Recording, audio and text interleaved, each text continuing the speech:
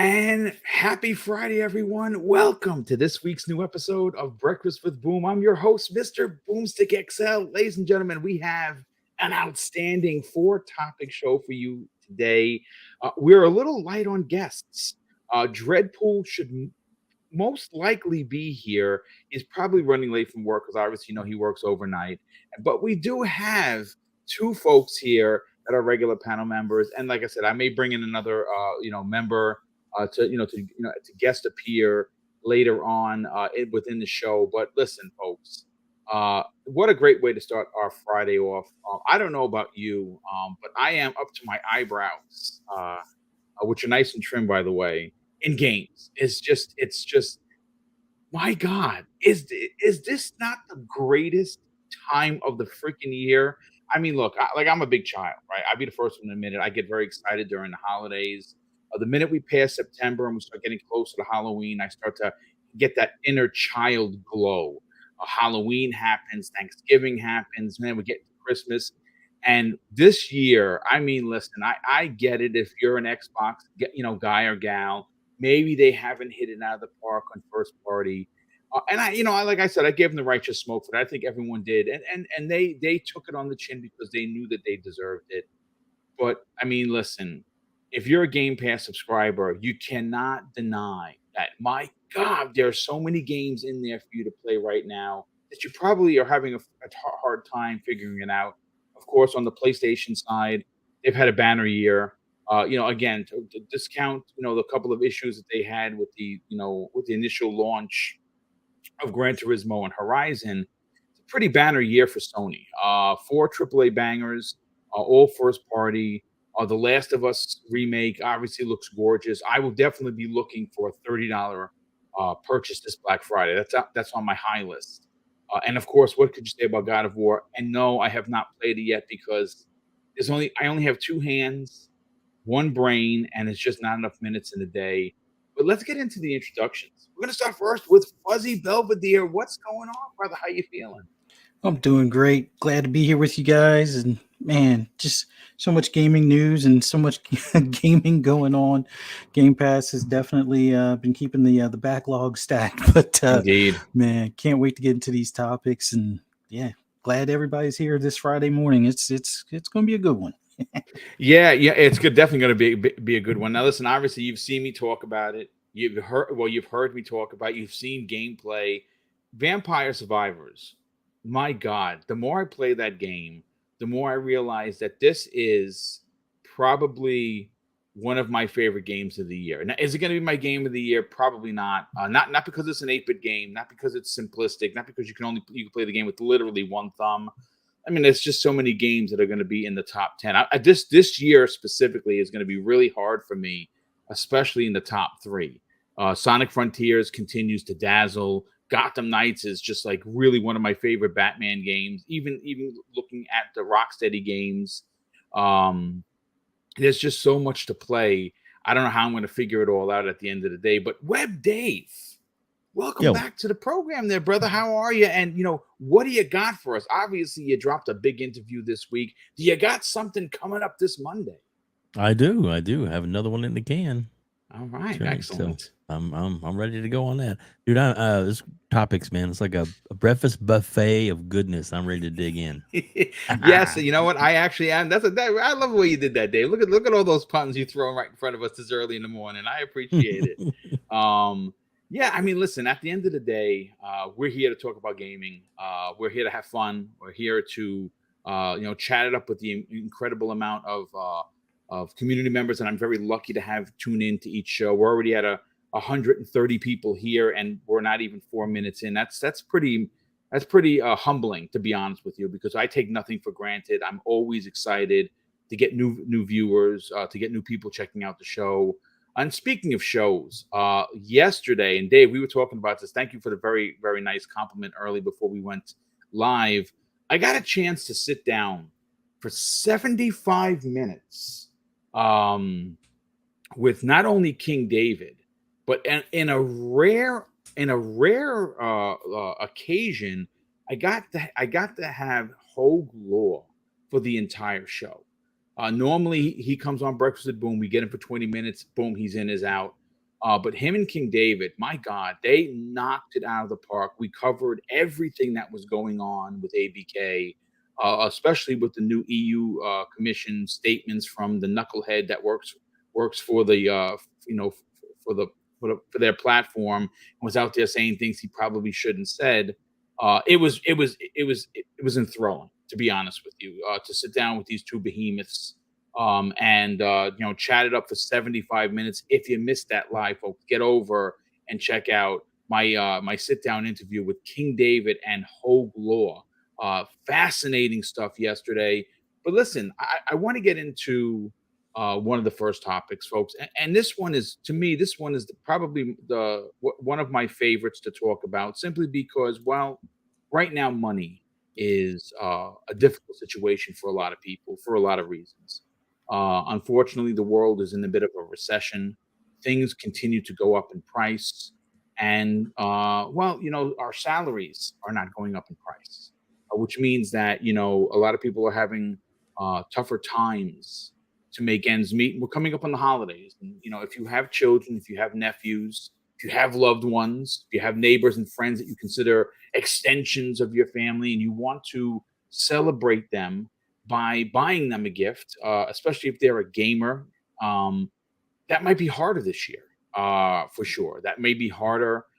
But thanks to Tom Warren, beat writer of TheVerge.com, he put out a tweet yesterday, and I really thought that this was incredible.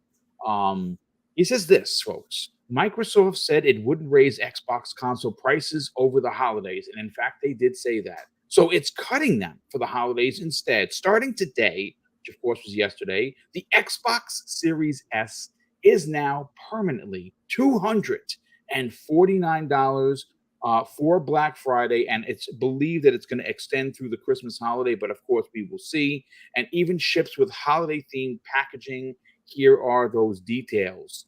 And what's interesting, folks, is we got word last week that places like Walmart and Costco and Best Buy, even GameStop, were going to have the Series S for under $249. Some of which advertised at $239. But the one I left off the list, and this comes the way of Pong Sol. Pong Sol, who you know is a very good friend of mine, an amazing member of this community. And he's in chat. He's in chat. Pong Sol, what's going on, brother? Listen, if you could be here, if you're not at work and you could be here, jump in so I can give you your flowers in person. But if you can't, keep listening. He obviously, he has a big brain in that head of his. And he put out a tweet that I thought was worthy of a conversation. I left Target off the list because Target had it listed at $239.99 for Black Friday. They lowered it, obviously, because of Black Friday. But what's interesting is their deal is bonkers. I think it's that. I'm sorry. Let me fix it. It's $249.99 at Target with a $50 gift card that they give you when you buy. So essentially, you're getting it for $199. But then Pong Sol brought his genius into the conversation and said, if you use your red card, folks, which is their Target's credit card, you save an additional 5%. You are paying, at the end of the day, before taxes, $187.99. Think about that for a second, folks. $187.99 for the Xbox Series S at Target. I have seen some raging opinions about what's being known as the potato of this generation, which is a load of S. We all know that. It is not a potato. I actually answered a tweet where I said, listen, let's bring the documentation to the, I'm all about evidence. You can argue opinion, sure. You can't argue numbers because numbers don't lie, and you can't argue documented facts. The facts that I brought to the table in this conversation I had on the Twitters, as the kids call them, was currently the Xbox Series S plays 86 games in 120 frames per second versus Sony's PlayStation 5 at 23. That's almost 4-1, folks. So I don't know if this is really the potato that some developers, that may have had, I don't know, a PlayStation bias or not. But Dave, I want to go to you first. Obviously, you're in banking, so you understand that for some people, putting food on the table has become more difficult. Making sure that the heat is on in the house Hmm. has become more difficult. Something as simple as paying your rent has become a little bit more difficult for families. Now, one of the things, and I've said this numerous times because I have to keep repeating it, that makes me frustrated as a human being, not as a gamer, not as an Xbox guy or a PlayStation gal, none of that. As a human being, is when I hear people get on their pedestals and say that someone who isn't making six figures and is having trouble putting food on the table shouldn't worry about gaming. Well, I don't like the curse, so I'm not going to, but I want to tell that said person to go F yourself, because how dare you? We all need an out in this world. And if you're a parent, which my wife and I are not, we're godparents, we have nephews and nieces and all kinds of, and all the kids love us because we're the cool aunt, the cool aunt and uncle. We I can't speak from a parent's point of view. I can say that if you are a parent and your son or daughter wants a gaming console, you're going to do everything, hopefully legally, to get that said console. And Microsoft is the only one right now that's making that attainable in a time where it is difficult to do something as simple as go to your local store and pick that console up. I want to get your opinion on this. When you see the Series S dropped for the holidays for $249, is this the red carpet for Microsoft to logistically win not only Black Friday, but win the holidays, Dave? I definitely think so. Just as a personal side note, my daughter is trading in her Xbox One S and like $100 trading credit at GameStop, and gonna get one of these the S's for Christmas or for the holidays because of the holiday pricing. Yep. And then of course once we family Game Pass is available, I'm gonna hook her up and she's gonna be good to go. So but yeah, no, the people that anybody that says that is just they're jerks. That's the only thing. You would say that if you were you know, spoiled little rich kid or something, or can't appreciate that not everybody can afford everything. I mean, I'm feel blessed that I'm able to get all the hobbies I want to get into with with consoles and gaming on all the platforms, and that's just because I have a little extra disposable income, and that's where I choose to spend my money. But there's a lot of people that, like you said, there's food on the table, those things are rent, places to stay, all that stuff is much more important, than anything else. But an affordable way to get in with entertainment, is gaming, and that is the biggest way. And plus, a lot of gaming, especially if you're able to get like Game Pass or afford Game Pass, then you're able to, play multiplayer and you can interact with other people, not necessarily just sit alone in your room, and go in your own little world.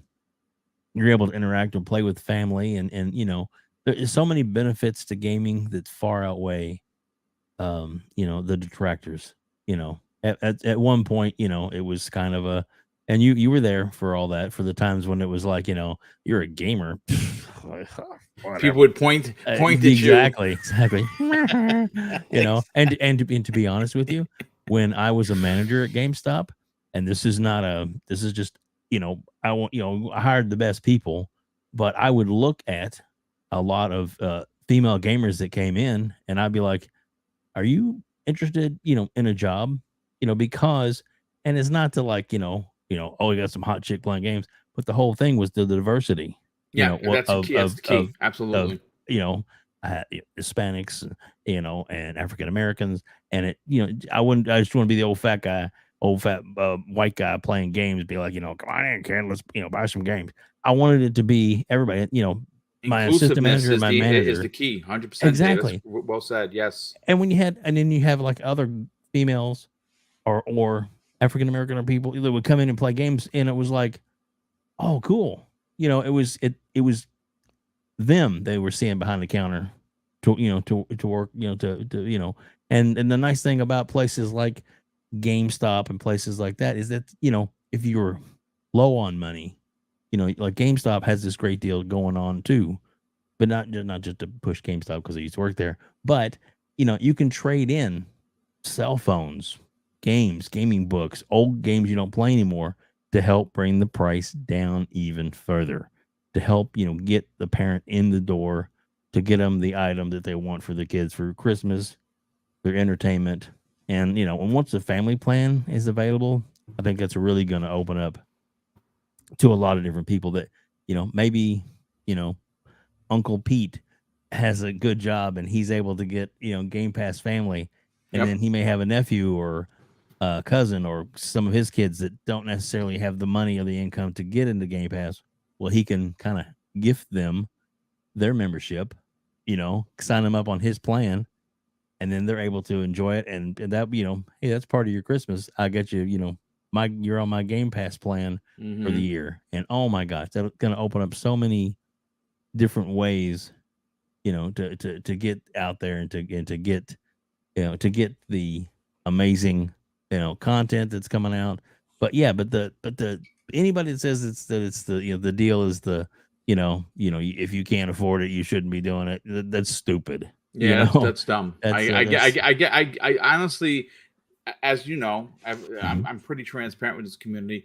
Yeah. I very rarely get into my quote unquote feelings, as the kids say. Yeah. That gets my blood boiling. Like, honestly, because like I said, I grew up, we weren't rich. We were below middle class. Same. So I understand what my father had to do to get stuff for us. And when I hear that, it honestly, it boils my blood, because this elitism that goes on within gaming, especially. And again, I'm not trying to put everybody, put one entire community under an umbrella, but that elitism that I'm talking about comes away more often than not than the PlayStation community, and it sickens me. It literally sickens me. Two more things to throw in. Please, by all means. Somebody listen, brought in. We're short on guests, brother, so take all the time you want. So we can have a well, good two old things. One, conversation. Fonz Gaming is in the chat. Welcome, Fonz. We love having you in the chat. Fonz, man. brother. He is hello, amazing. He's a and good then dude. One of the community Masshole best. 1977 said another good comment to bring it up. Is that, if you get into the Xbox ecosystem, then you can also use, reward points. And there's a lot of videos. Yep. Deadpool's put out a few. There's a lot of great videos out there showing you, this is how I did it. This is how I can do it. And, you may spend, a couple of, not a couple of hours, but, 15, 20 minutes a day of stuff you have to do. But once you get it, then you're able to, to accumulate those points. And if you get a rhythm of it, then every day you're able to earn yourself points that you can put toward gaming or all kinds of amazing things. So yeah, it's, like I said, I know it's, a smaller panel today, but yeah, gaming is for everyone, and I think everybody should be included in it. And man, this is awesome. I love having this great community come out and join us today. So yeah, it's a lot of fun to see. Not only we have a host of regulars that come, which is, like I said, it's very humbling that people that like what we talk about. That's not a given. You got to earn the people's respect. You got to earn their trust to put out weekly content, and I am more blessed than I know what to do with. But good stuff as always. Fuzzy, let's get your opinion on this, brother. I mean, look, take nothing away from the PlayStation 5. It's a fine console. Oh, yeah. It has fine first-party games. It is overpriced. I will say that right now. It is not worth $550 at the and like I said, this year specifically is an anomaly for first-party, because a lot of the games that came out this year, like what happened last year with Xbox, were delayed. Right. So normally you're getting 2, maybe 3 first-party games a year. 2 monster ones, and occasionally a smaller one. I only have a PlayStation 5 for exclusive games. I don't play third-party games on there. Occasionally, I do, like Resident Evil. I usually buy twice and played one on each console because, well, I really do love Resident Evil. So I've done that with 2, 3, 7, and 8. I don't know if I'm going to do that so much with 4, but who knows? I just might as well. But look. The Switch has not lowered its price. Right. But the Switch is Nintendo. They're always going to be who they are. Yeah. Sony raised their price by $50. Mhm. The discless one is $450, Yeah. and the one with the disc is $550. Microsoft, and what's interesting and not surprising because, well, their investors like money and Microsoft likes money. You're going to probably have a harder time finding a Series X because I guarantee you they're putting out Series S almost 5-1. Yeah. There's no doubt about it, because what they're doing is building not only their consumer base, but they're getting more consoles into more hands at a cheaper price, more than half of what Sony is selling it for, Mhm. which is crazy. What are your thoughts on this deal that really has exploded on social media? Because that's all I hear people talking about. And again, you do have. I actually had a guy. You're going to have a problem with a community member when they write to you 5 times on one show in the YouTube comments. Don't use commas or periods, and just use caps. That person you just mute and you take him away, because he wanted to tell me 6 different times of how wrong I was and how much of a piece of shit, pardon my French, that the Series S is. So obviously he's been put on the pay no mind list. But for the normal people Mhm. that understand that the Series S is an amazing console, what are your thoughts? Well, I think the biggest thing is that, with the holidays right around the corner, everybody's looking for a deal. There's gifts to get for family members, friends, and so forth. And, you know, having it where you can have a next gen console. And yeah, I know it's not going to be the powerhouse of the Series X or the PS5, but it gets you in the door. It still gets you the, quick resume features. It still gets you the smart delivery features. It still gets you to a lot of the games that aren't being put on last generation consoles.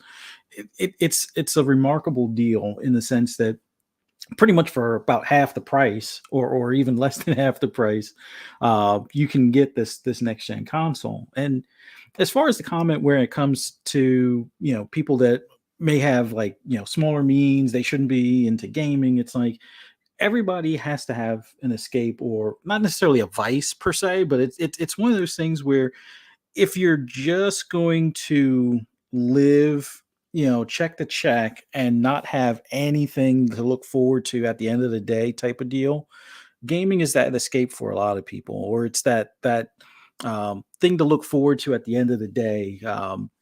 So I get from a financial standpoint, yeah, it may not be the best decision, but who always makes the best decisions these days? Like, people don't buy Corvettes because of fuel economy, or that they're comfortable, or that they're a reasonable or practical car. They buy them because they're fun. Now, it may not be the best decision, but it's a decision that a lot of people are going to make instead of buying a Camry. No shame on Camrys by any means. It's a great practical car, but it's just one of those things that's weird to me, where a lot of us probably grew up in middle class or less homes, and we know our parents would work overtime. Well, we may not have been paying attention, but I mean, I wasn't paying attention when I was a little guy, but I look back at it now and it's like, yeah, there were many a times where I know my dad was probably working overtime, working for the government. So that way I would have, an awesome birthday party, or an awesome Christmas, gifts under the tree and things. So uh, parents are going to do their best to provide better than what they may have had growing up for their kids. And we all do it, or we at least try to do it to some extent. And gaming is one of those easier hobbies. I mean, sure, you could get into go-kart racing, but go-karts and whatnot are a lot more expensive than buying a console and having them play like Forza or Gran Turismo or whatever the case may be. So I would say let people spend their money how they see fit. As long as they're not on your doorstep asking for a dime, that's their money, that's their life. Let them live it, let them enjoy it. And given that this console is now on sale for $50 off of its retail price, and some places are even offering like a $50 gift card, and if you have a membership card or their like store credit card, you get an extra 5% off and such. I mean, this is what holiday shop, well, I won't say it's what holiday shopping is about, but one of the biggest factors is you want to find that awesome deal, the doorbusters, the Black Friday deals, or the now Cyber Monday deals that, save you the most money. Like if you were on the fence on getting something before, this just makes it that much easier. And given that, it's going to be easier to come across this console, it's easier on the wallet, hopefully, fingers crossed, the family plan is released here in the States here soon, or worldwide soon, for those that are eagerly waiting for it, like myself and Dave and stuff. I just hope, people look at the overall value of this, and just enjoy gaming. Like, let's not forget, gaming is supposed to be about having fun. And if you can subscribe to, Game Pass for, about average of $5 a month per person, you have 5 people on an account, and you can have like family night on gaming or in gaming. That to me is like, I wouldn't say it's the new board game replacement. Like I remember growing up, you'd either play Life or Monopoly on certain nights with the family. Now you can get on there and play Call of Duty, or you could play, Fortnite, or whatever game of choice for the family, as far as like, on family game night, with the price that these consoles are going for, and the ease of some of these subscription services to make it, an easier entry to get into gaming in general. I'm all for it. But yeah, I'm glad that they're doing this break for the holidays. Price increases suck. I mean, they could have always just kept the price the same, but the fact that they're looking to kind of move some units for the holidays, and have a bigger, I won't say fan base, but user base, can't knock them for it. And that just means there'll be more people in lobbies and less time waiting to join a lobby or join a match. If more of these consoles are out there and more people are gaming, that's all I got. You're right. More people, pardon me, more people are gaming. More people are finding the hobby to be more interesting, for the fact that genres. One of the things that steered people away from gaming is it was very samey, right? Like back in the days, everything 8-bit was side scroll, right? Very few games were top down or party games, right? They were in their infancy. Even in a couple of generations ago, a lot of the games were the dude bro shooters, right? Everything was a shooter. Everything was kill everything on the screen. And some people were like, yeah, that's just not my bag. Gaming though, now gaming. And I said this before, and I want to say it again, folks. Think about how special of a month this is. In November, we saw the release of God of War, which received 10s, rightfully so. Some people will disagree, but I mean, it is just another masterpiece of a game. In the same month that God of War was released and got a 10, Vampire Survivors was released and is getting 10s.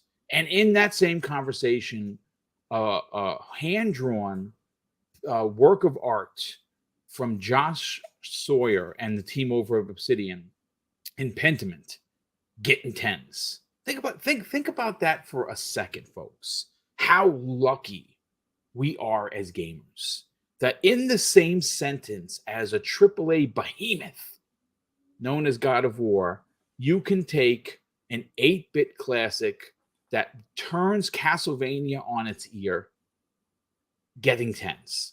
And then, of course, you can take the quote-unquote passion project from one of the best writers in the business, Josh Sawyer, and, of course, one of the best studios that is currently owned by Xbox Game Studios, Obsidian, and it could release, and it can get 10s. And on top of all of that, think about everything else that we still have coming this month. Next week, we have Evil West. We also have what's the other shooter coming to Game Pass? Oh my God! Gungrave. Gungrave, Grave Gore. Yes, Gungrave coming out next week as well. It's just bonkers. It is literally just bonkers. But listen, at the end of the day, folks, you have to enjoy whatever console you're on. The deal that they're offering right now is phenomenal. I again, hats off to Microsoft and Phil Spencer and the team for having this plan of affordability be the forefront of the conversation. Now, listen, I'm not stupid, folks, here. I understand business is business, right? They got to make money for their investors. They got to keep the lights on over in Redmond. They got to sell consoles. Now, is console sales the number one thing? No, it's actually not. It is an important part. Unlike Sony's major aspect of their business is console sales. Microsoft is subscription services, and that obviously is Game Pass. I want to just keep the conversation going, and I want to touch on that for a second. It's not a topic, but Dave, in your opinion, we only have so much time left for the year, right? We know that the pricing for several countries, including the European gamers, have the pricing for Xbox family, friends and family. My question to you is, when do you think that is happening here in the States? Well, speculation. I don't know. Obviously, I don't know for sure, but I'm thinking, at an announcement at the Game Awards would really, just because they're going to have a huge audience of gamers, millions of people. I mean, more Exactly. people tune into that than 10 times more than the Oscars. So, Dave, and a lot, you might and a be lot onto of people are something here. talking about, if you have that forum, that platform to mention that, and then if you do a good 30-second, just explain it in great detail, simply, so that they understand that it's for everybody, and that for the holidays, get a console. Don't you have to have a console, and you can get into this, and because it's available on this, and this, all the ways they can throw it at it. If you're a hardcore gamer, or if you just like playing on your phones, boom. And and the affordability of it, and how you can you and 4 more of your friends, or family or friends, can join this. I mean, it's just, that to me would be the best place to do. And it's already been in testing for a while, so we know that it's technically ready to go. And I think they've got the bugs and stuff tweaked out of it, to where at the Game Awards, that would be the best place for them to drop it. I don't know if they will, but I'm anticipating that they will, and I'm going to jump on as soon as they do. So yeah, that's where I think they'll put it. Interesting. I have a report that was just breaking news, folks. I don't think we're going to get into it because it's a lot. I can't go on a headline. I have to read the story. Gamesindustry.biz, or GI.biz as it's known, just put out a report. Apparently, Google reportedly paid Activision and Riot millions of dollars to prevent them from opening rival app stores. Wow. That's not surprising. And this is coming from a Google. It said that it was Microsoft's fault that they had to shut down their crappy cloud service. All right. Well, I'm gonna read that, and we'll probably talk about that maybe on Monday, on Monday's new episode of the Xbox Lunch Break special. But Fuzzy, let's bring you back into the conversation. You made mention of the family plan. Mhm. I've been pushing that since I heard about it, because I think that what's being offered, it doesn't even make financial sense. Like it just doesn't. Yeah.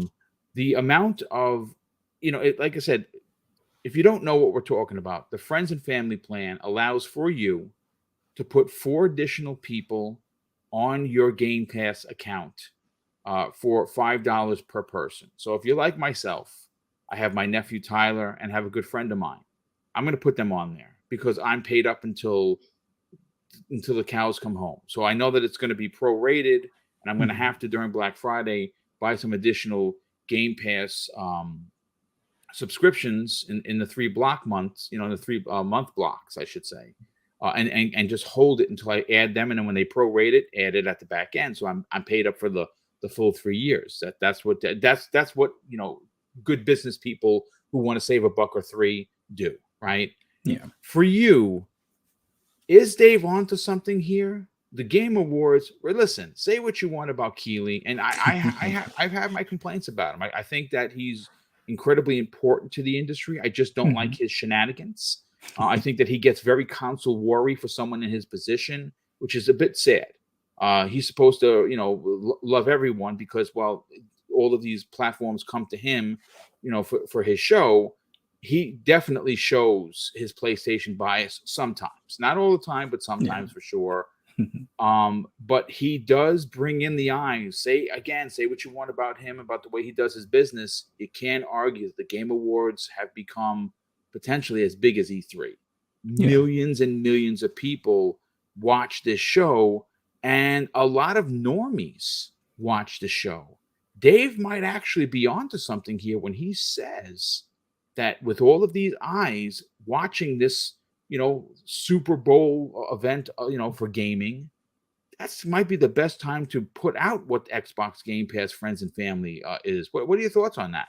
I think Dave makes a great point. I mean, you want to have the biggest audience possible, so that way you don't have to spend as much in advertising dollars beyond just this one event to at least get the program out there in the, whether it be the Twitter space or Twitch or YouTube and whatnot. But you want to make sure that as many people get to see it and talk about it, right around the same time. So that way, you'll get that nice influx at the end of the year, which going into the new year when people have gift cards and, have already received, maybe the consoles that they wanted or just receiving a new console, or maybe they already have their phone or PC or their new Samsung TV, they'll be able to add those or sign up for the Game Pass family for those devices that they either just recently received or put the gift cards to use towards something along those lines. So it makes perfect sense. A huge audience is what they want, and what better way than the Game Awards at the end of the year. The only other time would be E3, but I would hope that they would release this program or at least make an official worldwide public announcement prior to E3, because sure, they stand to cannibalize some existing subscribers that will possibly join other family members and whatnot. But I think in the grand scheme of things, they're going to want the more people within the ecosystem. So if they're playing games, they're possibly buying, either microtransactions, season passes, skins, or maybe they're putting the money that they would have saved into other games or other devices, other controllers or whatnot. So I think the best timed would be, the Game Awards, just like Dave pointed out. It's great audience or large audience at a perfect time around the holidays and stuff, or before the actual holidays, to get as many people in the door as possible.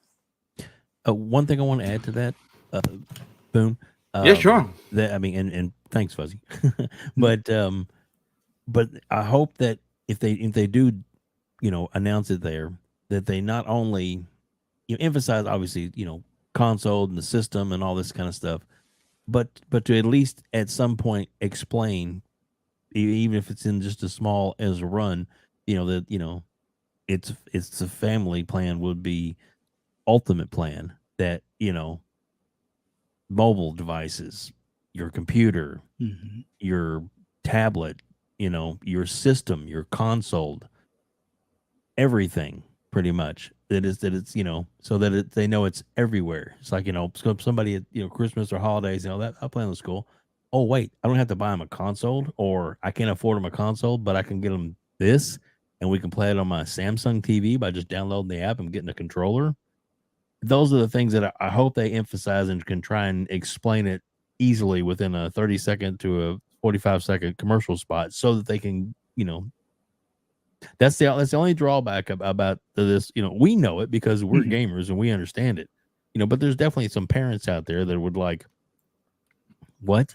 But if little Timmy comes up to him and goes, mom, we gotta get this, and I can do my phone, and all the kind, those kind of things can definitely help. Especially if you got a family or a household that has multiple kids, and parents would be like, ooh, wait, Dad loves playing his games, but have a shared account. I think it was you and some other people that that you may either share an account with some of your kids, or yes, you may have their own account. But this way, family plan to you would be like, that's amazing. That is amazing. Absolutely. And with Boom, you can add, he can add his brothers, he can add other family members. You said you had a friend that couldn't necessarily afford to get into the ecosystem right now, and you wants to invite him in because Boom is awesome like that. But I mean, that's That's but very seriously, kind of you. No, I'm just in a better financial situation. Exactly. So why not spread the love? Win-win, baby. Win-win. Absolutely, yes. I mean, listen, great opening salvo for the first 42 minutes. We made a one topic, technically a two topic. I do want to move on to a good one. This one is I was going to hold off, and sometimes I find stories at the end of the week that I reserve for like an Xbox show. But listen, we're here to talk about it. It just we're going to segue into another story, and I think that this two-parter is going to get a lot of people in the chat excited because there is a lot to get to here. But I do want to catch up on two of the super chats that came in, the two first super chats of the day. The first one comes to us from our very generous friend of the channel, Sith Lord, who's been a member for 6 months. He drops a $2 super chat and says, "Good morning, guys. What are you guys doing for Thanksgiving?"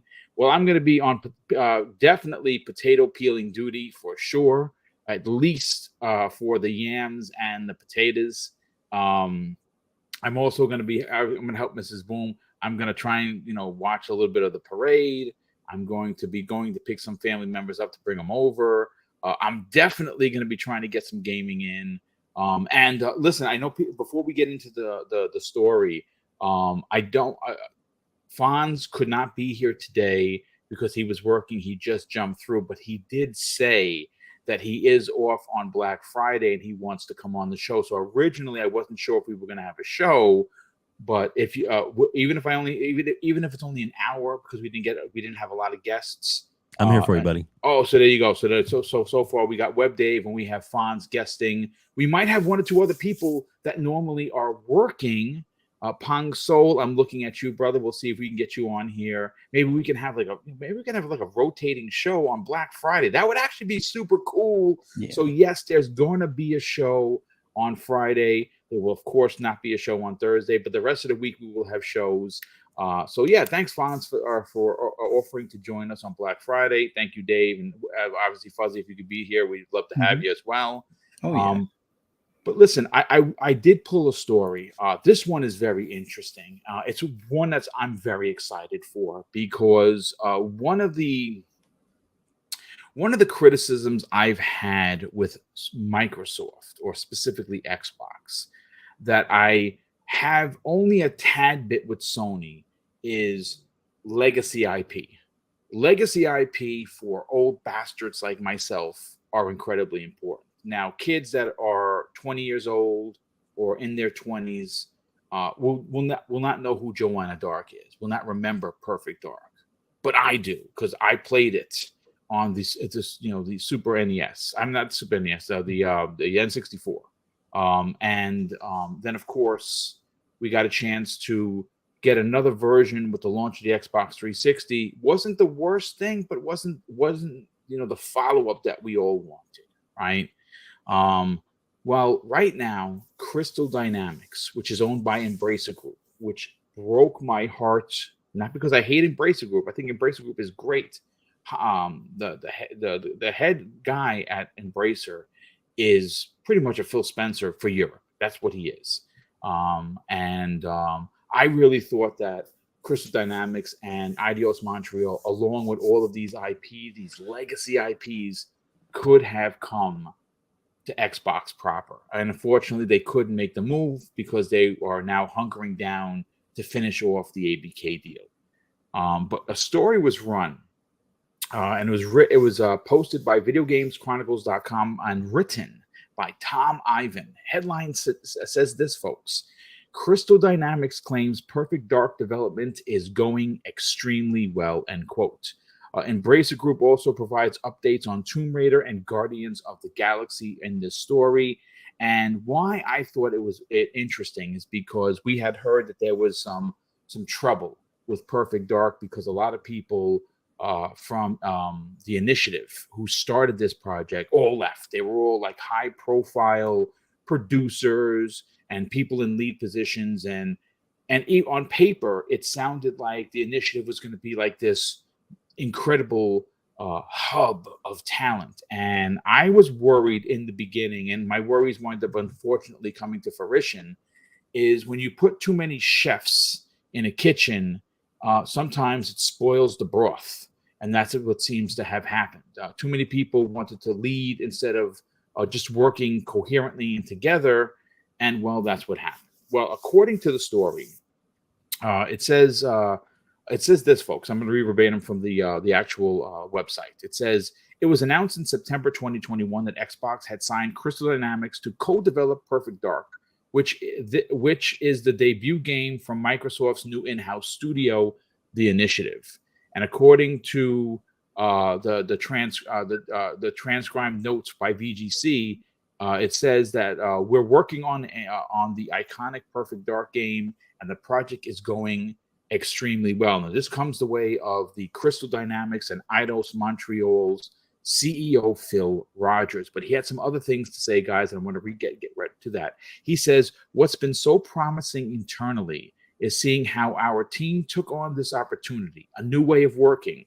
If we think about the future of how we work, collaboration across studios, across time zones, across geographies, across different companies will become more common. So it is great to see the team at the initiative and our team across Crystal Studios working so well together. Now, this comment that was just transcribed comes on the heels, folks, of a couple of comments that came the way of Matt Booty, who of course is the Xbox Game Studios boss, and he talked about this during PAX West, and this is what he had to say. So we just did this big partnership with Crystal Dynamics, and I read online, oh, this must mean that there's a problem or something. It's quite the opposite, right? You've got this veteran team at Crystal Dynamics, a big AAA team with over 100 people that becomes available. Of course, we want to work with them, particularly if they made a game like that before. And that's how we've done an awful lot of work. If you look about Age of Empires 4, which just launched last fall, that was made in partnership with Relic Studios up in Vancouver. Great partnership. And even something like Flight Simulator, we worked with a studio in France called Asobo. Now, we all know that, but I want to go first to Fuzzy on this. Fuzzy, this is great news because there were some questions as to what was going to happen with Perfect Dark. And when I personally heard that Crystal Dynamics was taking on the lead of this, allowing for the initiative to go do whatever they're going to do, they're probably still helping, but the purpose of, if you didn't know, of the initiative was to start a project. Get all of these big heads there, start this project, and then hand it off to another team.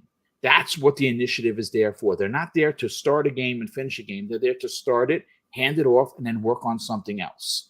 Well, Crystal Dynamics only makes some of the best third-person games in the world. They happen to have made one of my personal favorites in Rise of the Tomb Raider, which is still one of my favorite in the entire series.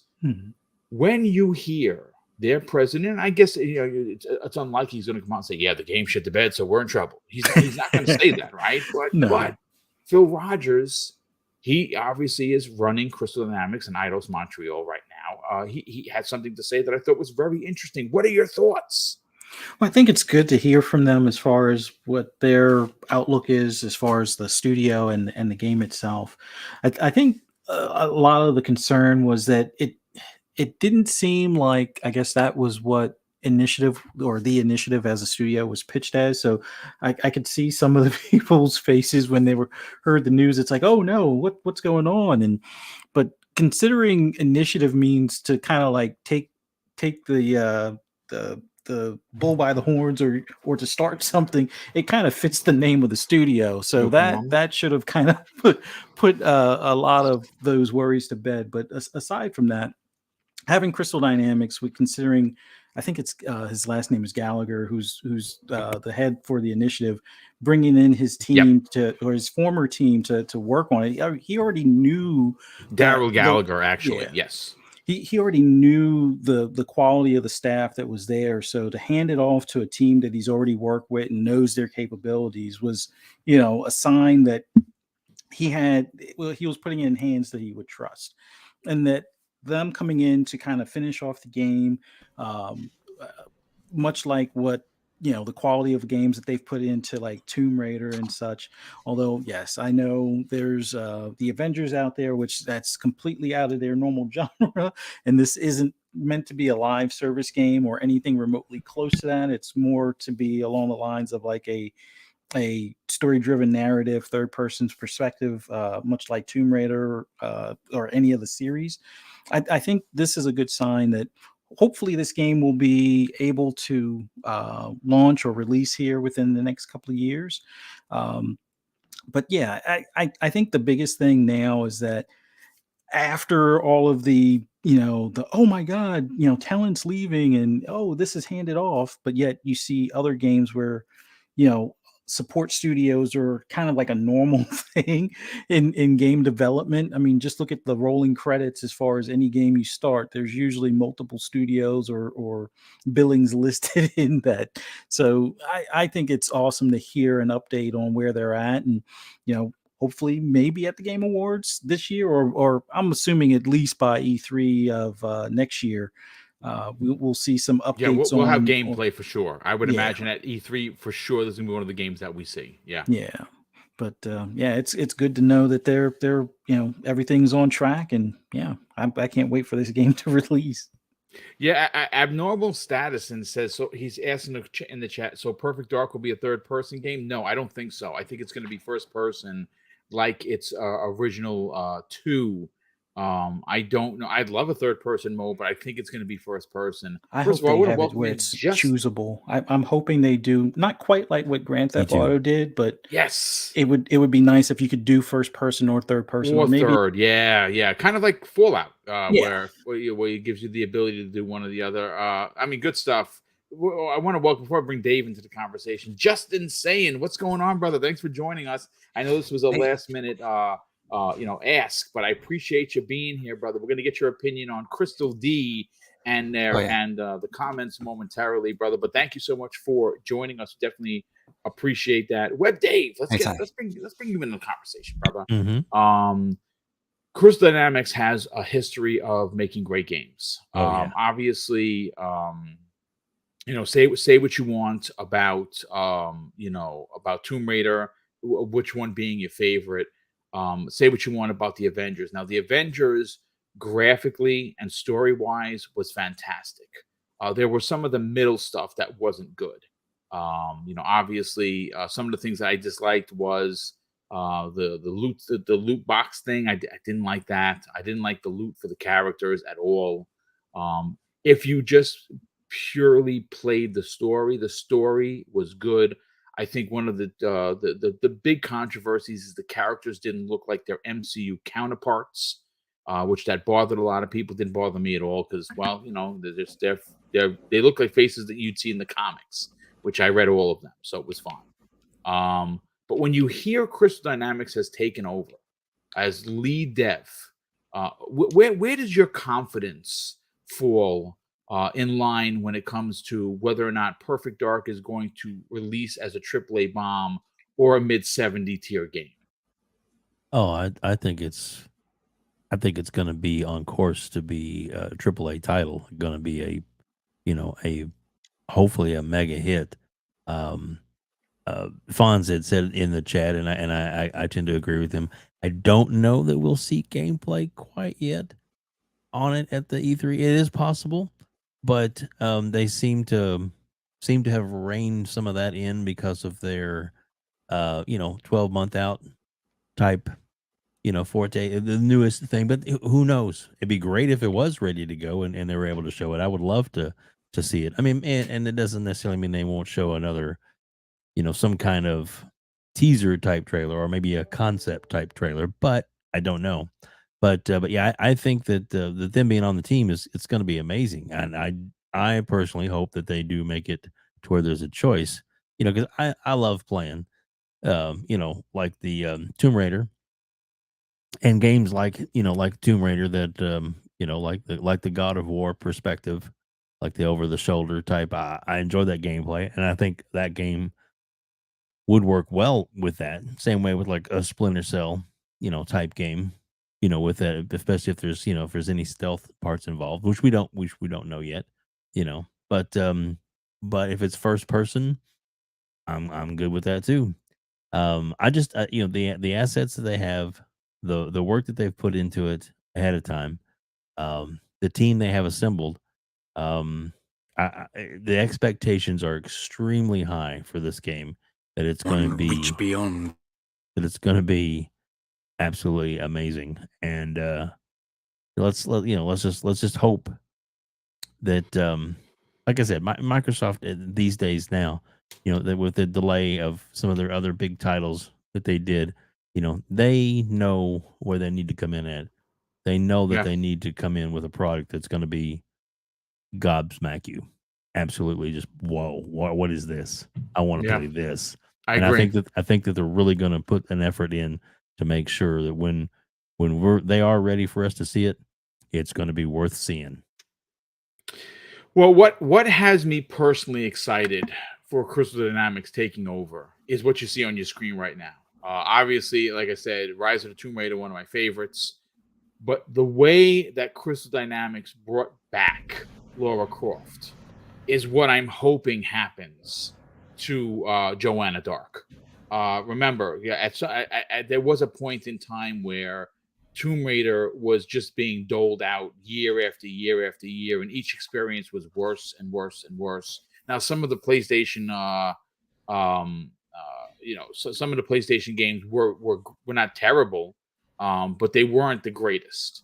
And they found a way to reinvent the wheel with exploration and character design and environment design. I'm hoping that all of those skills that are on display for you right now do wreak their heads at the next, or the reboot, if you will, of Perfect Dark. Justin saying, brother, again, welcome here. Let's get your opinion on this. Crystal Dynamics, we know, has taken over, according to the story from BGC that I read on the air earlier.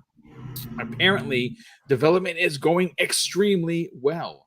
Now, what exactly does that mean? Does that mean that it's coming out next year? No, it probably will not see release until I want to say first quarter of 24. That's what I am thinking. I don't know. I think what we're going to get. We already kind of know for the second half of next year. I think Hellblade is definitely one of those games. This may need some more development, and if it does, so be it. One of the advantages to having as many studios as Microsoft has, unlike their past, they can let games marinate longer because they're not rushing to try and sell said game to make money back. See, that's the difference between what Microsoft is doing and Sony is doing. Sony is still using the old way of making money by selling consoles and having to sell loads and loads of games, whereas Microsoft is trying to get as many games as they can, especially first party, into their service, and they don't have to sell a $70 game. They just have to sell you a $15 a month subscription service. Perfect Dark is an OG IP. It is, a lot of people don't know what that is. This is going to be, for a lot of people, a new experience. But I think one of the things, and you may not want to hear this, ladies and gentlemen, I like to speak the truth, and I think that everyone in gaming should be a part of the conversation.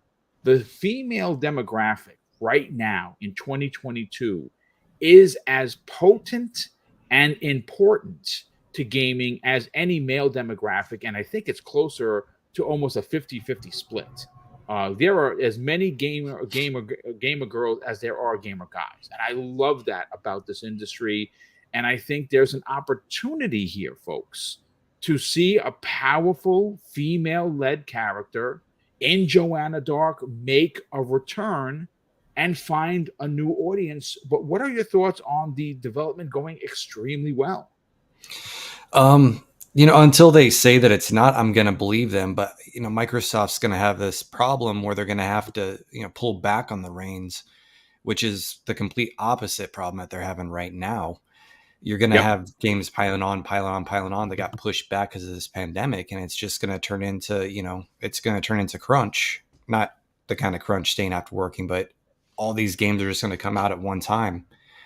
But I really like what you said about the females in gaming, because I've talked about her before on here. My wife is a huge gamer. We play Borderlands nonstop. Borderlands and Bethesda games are her favorite thing. And it wasn't until recently that she started playing female characters with, say, like Assassin's Creed with the female Ivor character, because females are normally just portrayed as sex objects in games a lot. And I didn't think once in A Plague's Tale that I was playing as a female, because she was done right. She wasn't made helpless. She used her strengths and acknowledged her weaknesses. And that was a powerful thing, I think, because I wasn't thinking I'm playing as a female. I was playing a great game. And I think more games need to do that. Tomb Raider needs to cut the bust back a little bit. And if that's your taste, but and focus more on the character. This isn't 90s bro games anymore. We have a complete different demographic we got to think about now. So I think there's nothing wrong with having a good-looking guy as a lead character. There's certainly nothing wrong with having a good-looking female-led character. I think that, but if the main character walks out with a giant cod piece, people are going to take notice. No, of course. That's how I get attention. Yeah, well, I mean, but I am going to say that you did see the sexualization of female characters in the 90s. That was a selling point.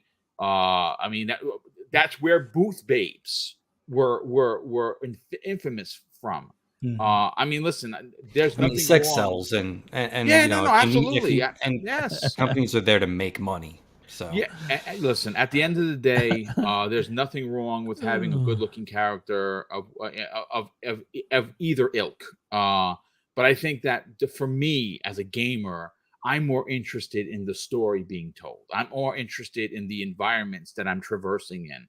I'm more interested in NPCs that are going to help me tell. They're going to help tell this incredible story, like you see on your screen right now. I don't want it to become a distraction. If it fits absolutely. in the story, fine. Yeah, but absolutely. I don't want it to become a Now let's be honest. sake. Let's be honest. I mean, that's why Boom has me on his show. I mean, You're right. He is one sexy dude. There's no doubt about it. Eye candy.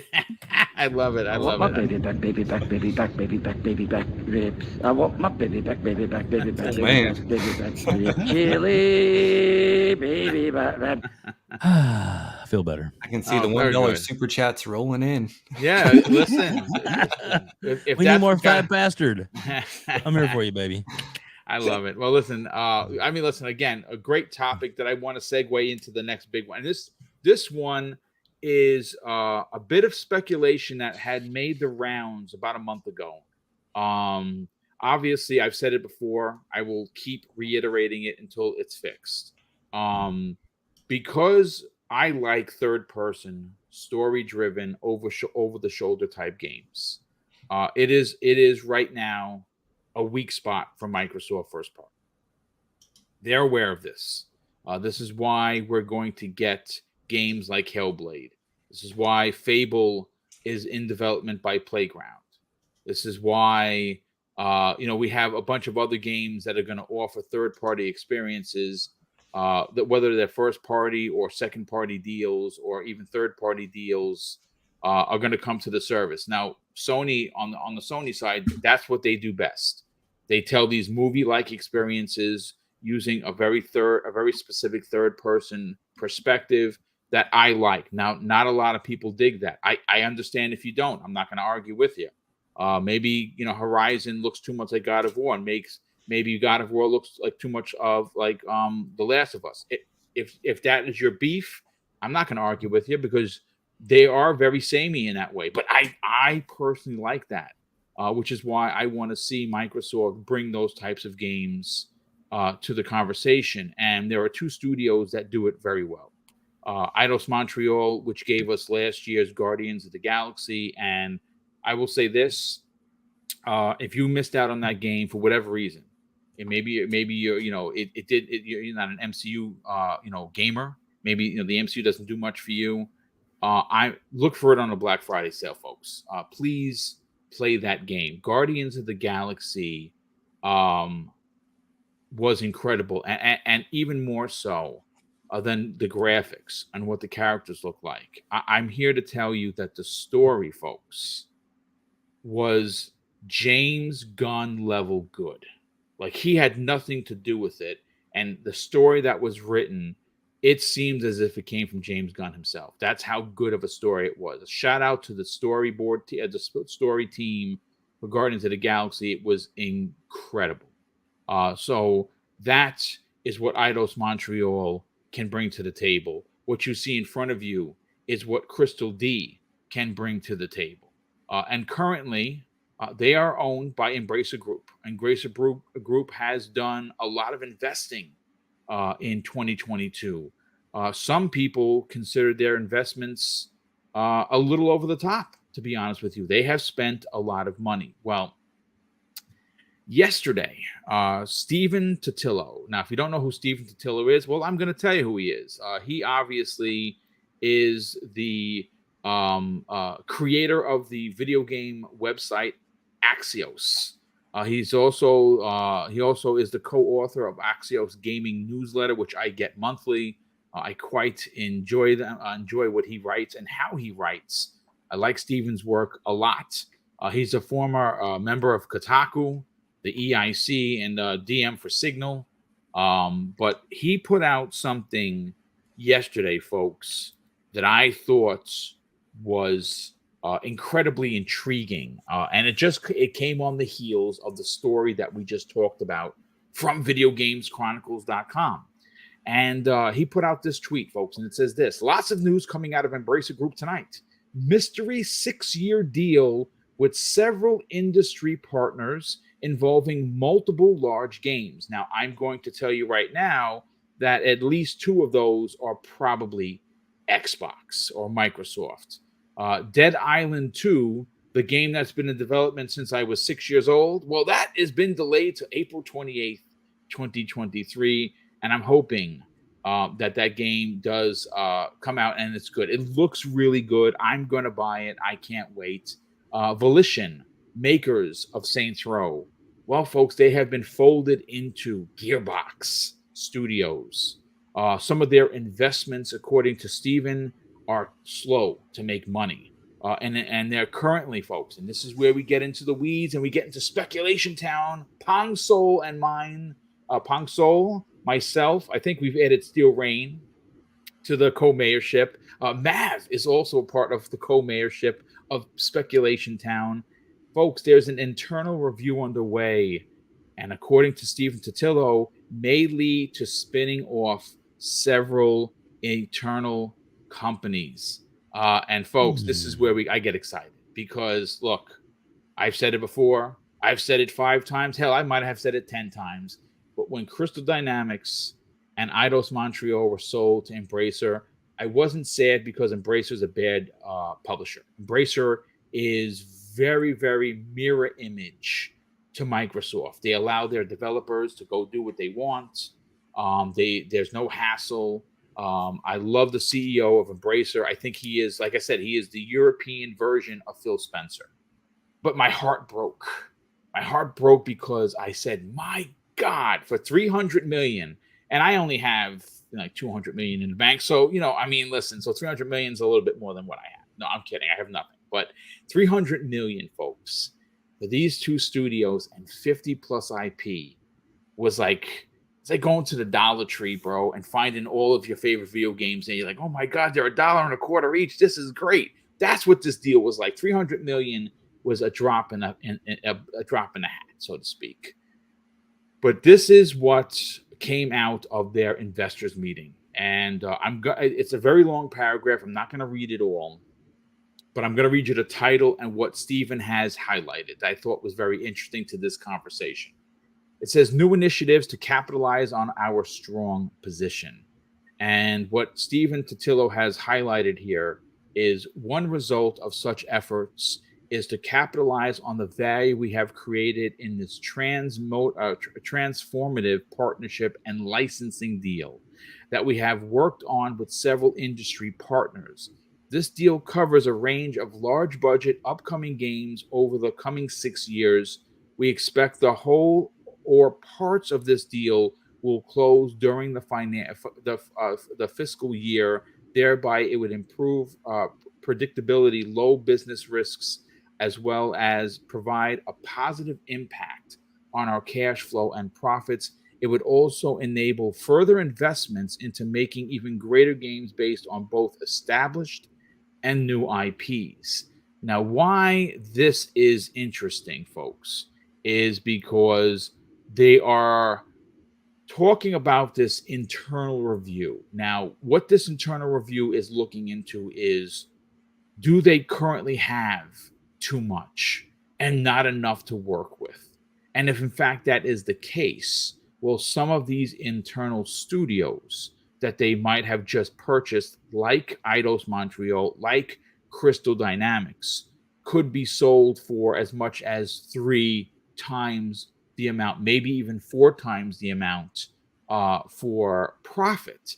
According to the other part of the report out of this posting by Stephen Totillo of Axios Gaming, the outcome of this review may, for example, lead to board recommendations to make spin-offs under Lex SIA into separate publicly listed companies.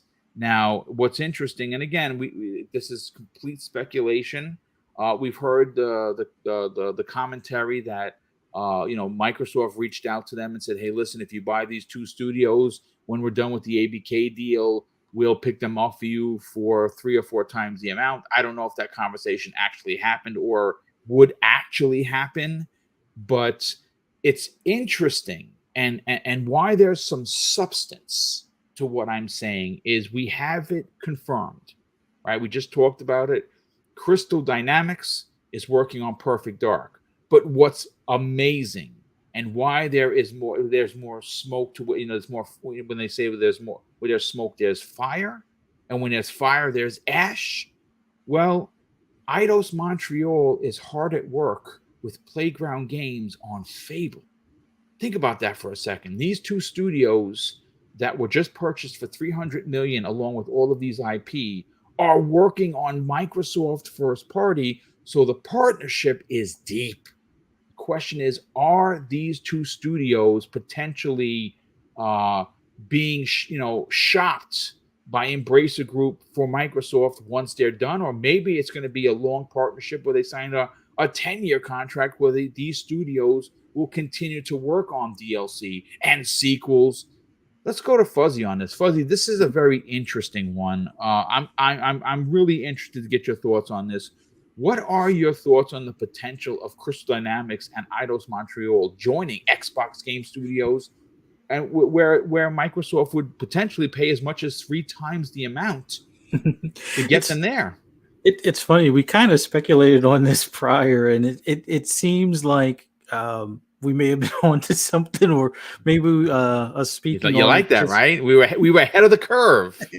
Maybe just by putting it out there, it's bringing it to fruition, kind of thing. But yeah, it was disappointing when we heard that they were acquired, but not by Microsoft. Although they are in good hands with Embracer, but given some of the financial stuff that's going on behind the scenes, it would be an awesome deal, considering Microsoft's mantra to not really rely on third party for like some of their license work and stuff like that. So if let's say Perfect Dark knocks it out of the park like I expect it will, making a Perfect Dark 2 would be a little bit of it shouldn't be a hassle if it was if Crystal Dynamics is still under Embracer, but what better way to solidify it and have the team that you entrusted and that did such an excellent job on the previous go around, have that same team under your wing, work on it again without having to rent them out, basically. So I think it stands a pretty good chance, and it would be awesome if that winds up being the case. I mean, Embracer benefits. They'll make a profit off of selling a studio that will ultimately wind up where they probably want to be anyway. So, and in the meantime, they still have partnered projects that they're working on. Which who knows if the reboot for Tomb Raider winds up being another 1 year exclusive type of deal to the Xbox platform on initial release type of thing. So there are so many good potential things to come out of this. Although the one I would say sad note from the whole Embracer deal is that, and it's not even really sad. It's actually a good thing that they're having Volition move into like Gearbox as opposed to just disbanding that studio altogether. I know that they've kind of folded one of the original Square Enix purchases that they had that was more of a mobile group and kind of dispersed them between Crystal Dynamics and Eidos Montreal. So that at least they kept a lot of those employees on board and mixed them into other studios that they've probably been familiar working with some of those individuals to begin with. But, given that, the underperformance of like, let's say Saints Row, or the underperformance of like, was it the Mars Invasion game? I can't think of the name right now, but with those two, Destroy All Humans. Yeah, Destroy All Humans too. Yeah. With those two kind of underperforming, but yet Tiny Tina, overperformed. I think having the potential where they can spin them off as opposed to just outright closing them, it winds up being a better alternative than just closing the studio and letting those employees go. But if the cards align or the planets align and the cards fall just right, they wind up under Microsoft's Xbox Studios for future, so they can continue making Perfect Dark or continue working on Fable or continue, whatever other partner projects that they're probably already working on that we haven't been, made publicly aware just yet. But be kind of awesome. We should all play the lotto, I think, after this, considering if that winds up being the case. But it would be awesome to see. But it's a tough business out there, and not everything succeeds, and not everything fails, miserably. Sometimes things pan out for the best, and I think this would be the best in the long run for both Microsoft, Embracer, and those studios, Crystal Dynamics and Eidos Montreal. Well, I mean, listen, we it's not unlike businesses to buy other businesses than to sell them after. It's kind of like buying a fixer-upper. You go in, you tear everything out, you buy it for cheap from the bank. You go and you refurbish the home and you sell it for double or sometimes 3 times the amount. That's what people do. For homes, they obviously do that for businesses as well. Now, Crystal Dynamics and Eidos Montreal, they're no fixer-uppers. Their talent is ridiculous. Yeah. And it's again on display on your screen right now, as well as if you missed out on Guardians, my goodness, please go look for it on the sale. I guarantee you'll be able to pick it up like $20-$25. I can assure you that it would be well worth every penny. That game is not only long, that game tells such an incredible story, and graphically it's gorgeous. It's just a great looking game. I quite enjoyed it. But Web Dave, let's get your opinion. Obviously, you're a banker, so you understand business. Again, I can't say for certain that Embracer is going to look to get rid of 2 AAA studios, but they are working with Microsoft on 2 of their biggest OG IPs in Fable and Perfect Dark. I mean, it kind of seems like it's a match made in heaven, and it's certainly good business for them to potentially buy it for X price and to sell for double or triple X price. What are your thoughts on the internal review that's currently going on within Embracer? Well, I definitely think that it would be, a good investment for Microsoft to go after those if those are what they're actually wanting to let go of. I mean, they do hold them now. They are working with them as far as, loaning out their, when we say loaning out, I mean, obviously they're getting a lot of money, for working on these games. So, would I like to see them purchase it from them? Sure. I think it'd be great, because I think we would love to have the security of it being under the Microsoft umbrella. but that may not be what they necessarily want to do. They may want to shore up their working with, because if they've got this team and they are working on games for other companies, they don't have to find them stuff to do. They don't have to make investments if they've got a capital in there, and they're going to reap the rewards because they're going to make money and they're going to get paid for that. So that's a possibility as well too, that they maintain them, but maybe have a deeper, like you said, multi-year investment from Microsoft, in being a loaned out type, company, as far as, there are different dev teams that they can, but it's, right now, obviously we don't know, or they're all kind of in limbo until the ABK deal is done. Is it possible for Microsoft to come in and buy them up from them? Yes, of course. And I think it would be a good thing for Microsoft to do. Like get Lara Croft on the screen now. Can you imagine even a newer?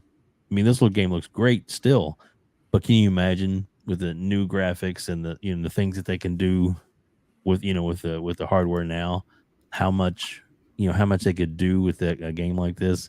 And it'd be great if Microsoft owned the franchise. But they also have a lot of other divisions that, like you said, may not have done as well. So who knows? There may be not just these, but other game divisions. They're like any company. They definitely accumulated a lot of different companies in their portfolio.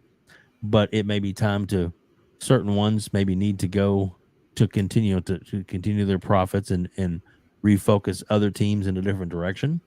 And there's a lot of things that could work here, but we know for sure, especially if they're working with them on Fable and they're working with the initiative, that we know that they are willing to work in partnership with Microsoft.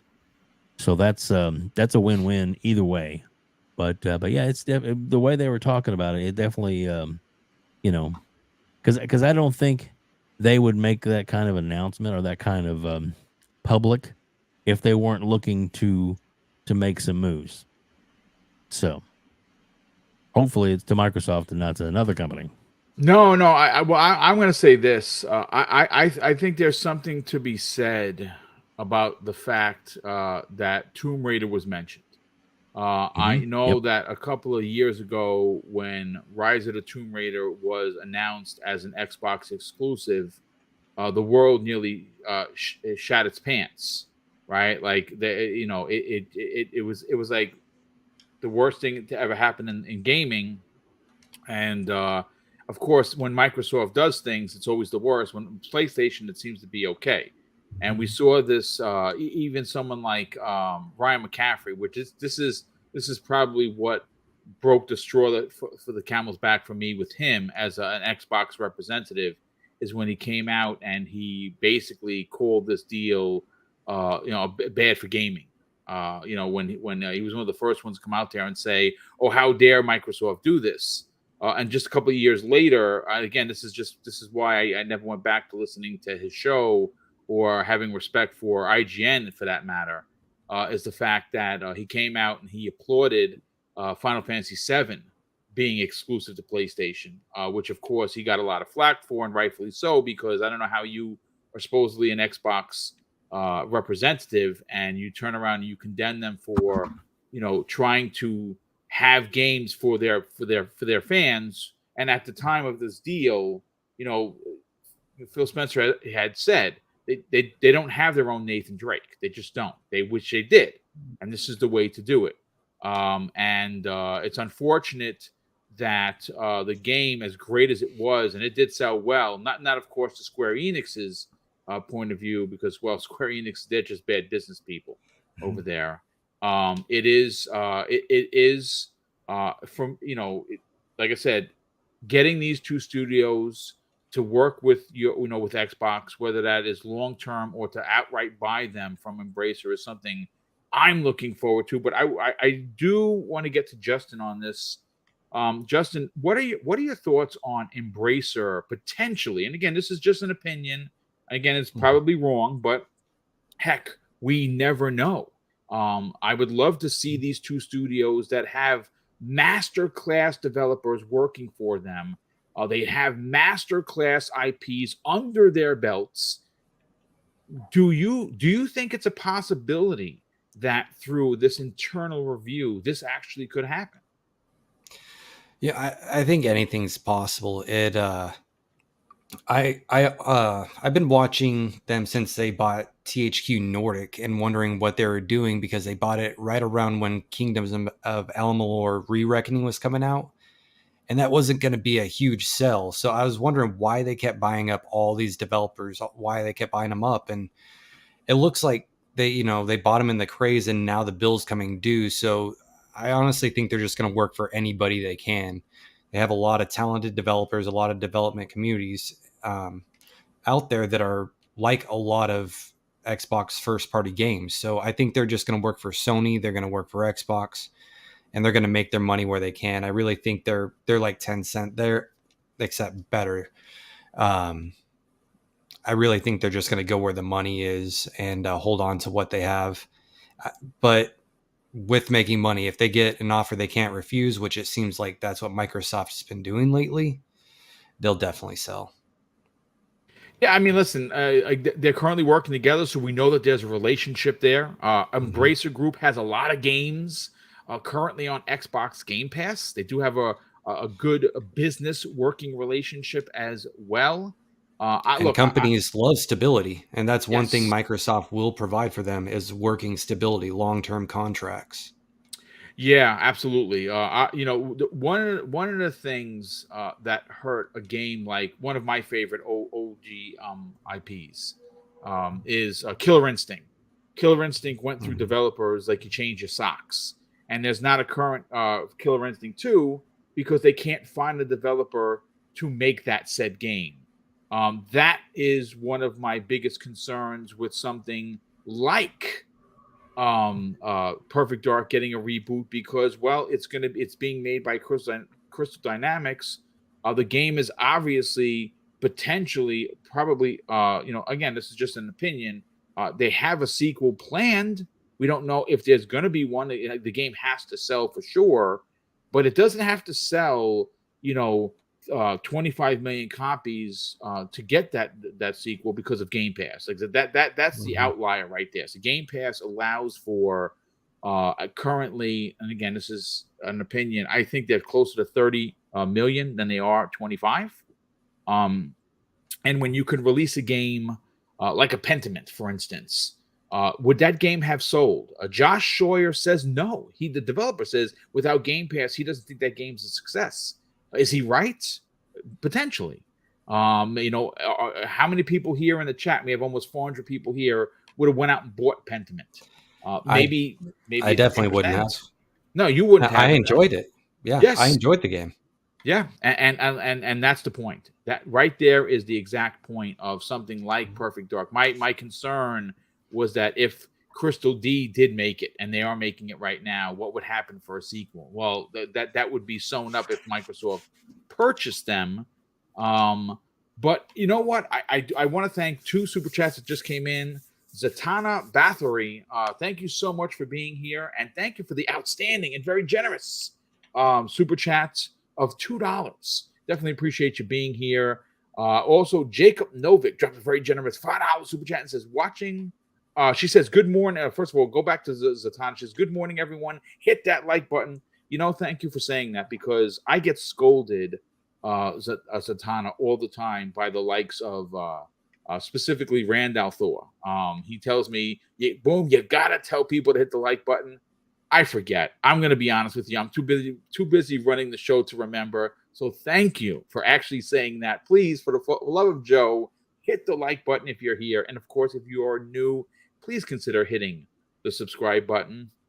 Jacob Novick drops a very generous $5 super chat and says, watch the press when Crystal D get bought, and the guy actually wrote in live, Xbox could have had paid for more, and Lars said that we can't comment on that.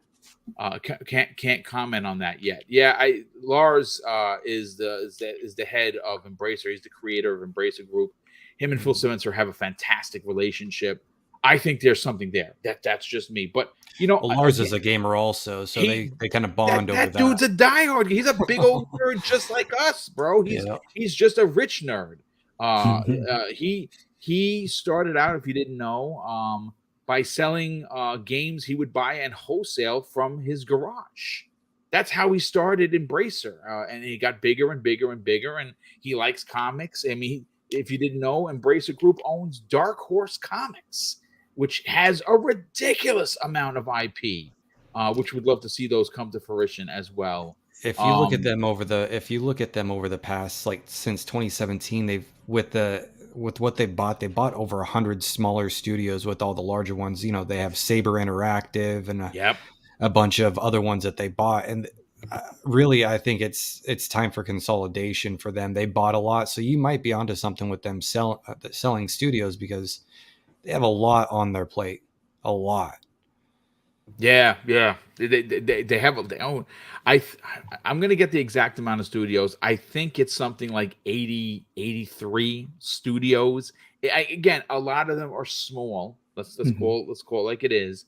But 80 something studios. That's a lot of studios, man. Honestly, that's a lot of work. Just thinking of the people wrangling alone is giving me a migraine. It would be ridiculous. But I do want to once again segue into a topic that I didn't think we were going to talk about, but as we progressed with this and what's on the screen, I think it's worthy of a conversation. Again, folks, we have 365 people here. If you're new, please consider subscribing. We're on the hunt for 12K. And it would be great to try and get it in 2022. I think we're gonna just fall short. We're just under like 600 away. I don't know if we can get 600 subs in a month. It would be ridiculous. We average only 150 something subs per month, so I don't think it's going to happen. But it's fine. We're going to give it the old college effort, as they say.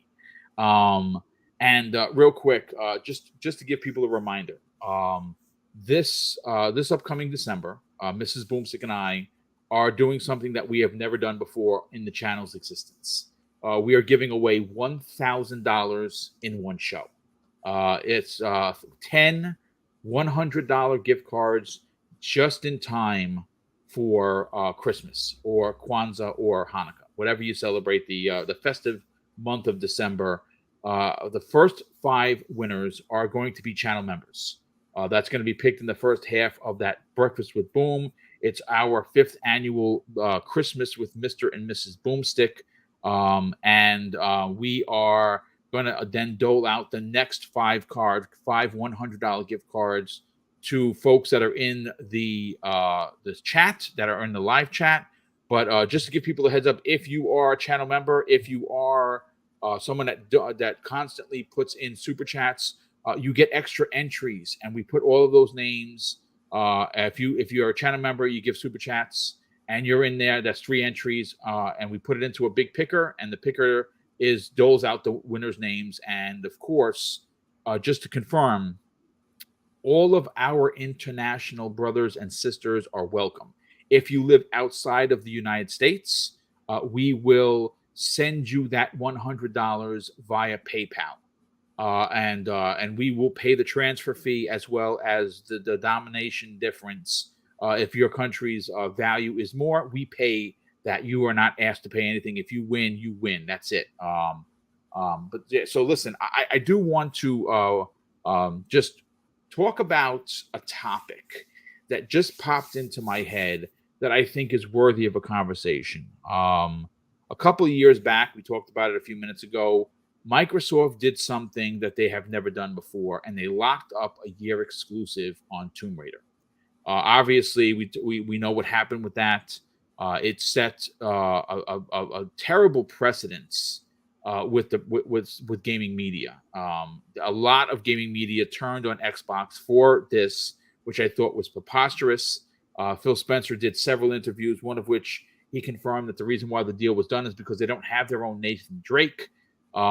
We know that Crystal Dynamics and Eidos Montreal are working on 2 first-party IPs. They could eventually be first party, but we don't know. My question is this: the next Tomb Raider has been announced to be in development. I think, and I understand that Phil Spencer does not like, locking up these exclusives. I get it. I absolutely get it. But Tomb Raider is one of those IPs that I think absolutely deserve to potentially be locked up to an exclusive for Xbox. And Xbox has the money to do it. They have an opportunity because of their relationship with Embracer Group and Lars. I thought that Tomb Raider should have become a Microsoft first-party IP. I think that Lara Croft still has a lot of legs. I think Tomb Raider would be exactly what's missing from the portfolio that Microsoft currently has. My question to the chat, again, we had almost 400 people here, and of course to the panel is, do you like the idea of Microsoft potentially locking up the next Tomb Raider as an exclusive for Xbox if they invest in the development of it, in the development dollars of the next Tomb Raider, like they did with Rise of the Tomb Raider? I'm gonna go first here to Fuzzy on this. Fuzzy, what do you like that idea?